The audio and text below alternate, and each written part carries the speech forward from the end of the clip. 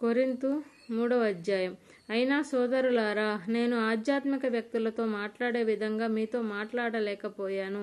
శరీర స్వభావాలతోనే, క్రీస్తులో ఉన్న చంటి బిడ్డలతోనే మాట్లాడే విధంగా మీతో మాట్లాడవలసి వచ్చింది.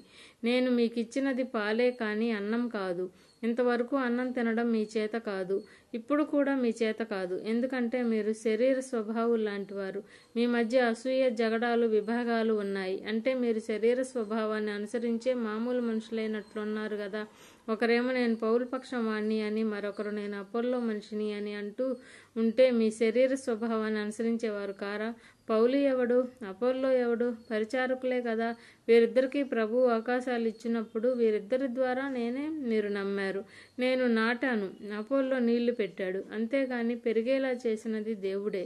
అలాగైతే నాటేవాడిలో గాని నీళ్లు పెట్టేవాడిలో గాని ఏమీ లేదు.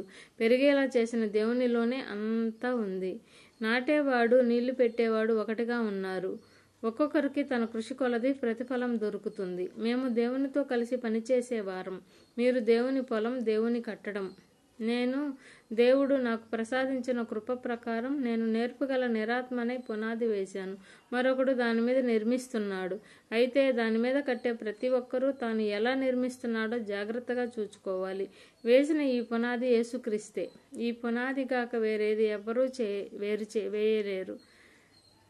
ఎవరూ వేయలేరు. ఎవరైనా ఈ పునాది మీద బంగారం, వెండి, విలువైన రాళ్ళు, చెక్క, గడ్డి, కసవు ఇలాంటి వాటిని నిర్మిస్తే ప్రతి ఒక్కరి పని ఎలాంటిదో స్పష్టమవుతుంది. ఆ రోజు దాన్ని తెలియచేస్తుంది. ఎందుకంటే అది మంటల చేత వెల్లడి అవుతుంది. ప్రతి ఒక్కరి పని ఎలాంటిదో ఆ మంటలు పరీక్షిస్తాయి. ఎవరైనా పునాది మీద కట్టినది నిలిస్తే అతనికి ప్రతిఫలం లభిస్తుంది. తాను కట్టినది కాలిపోతే ఆ వ్యక్తి నష్టం అనుభవిస్తాడు. తన మట్టుకు తనకు విముక్తి ఉంటుంది, కానీ అది మంటల ద్వారా వచ్చినట్టే ఉంటుంది. మీరు దేవుని ఆలయమని, దేవుని ఆత్మ మీలో నివసిస్తున్నాడని మీకు తెలియదా? దేవుని ఆలయాన్ని ఎవరైనా పాడు చేస్తే దేవుడు ఆ వ్యక్తిని పాడు చేస్తాడు. ఎందుకంటే దేవుని ఆలయం పవిత్రమైనది, మీరే ఈ ఆలయం. ఎవరూ తనను తాను మోసగించుకోకూడదు. మీలో ఎవరైనా ఈ లోకంలో తనను జ్ఞాని అనుకుంటే జ్ఞానం సంపాదించుకోవడానికి తెలివి తక్కువ వ్యక్తిగా అయిపోవాలి. ఎందుకంటే ఈ లోక జ్ఞానం దేవుని దృష్టిలో తెలివి తక్కువతనమే. ఆయన జ్ఞానులను తన సొంత యుక్తి మూలంగానే పట్టుకుంటాడు అని రాసి ఉంది కదా. జ్ఞానుల ఆలోచనలు వ్యర్థమని ప్రభువుకు తెలుసునని కూడా రాసి ఉన్నది. ఇలా ఉండగా ఎవరూ మనుషులను బట్టి అతిశయించకూడదు.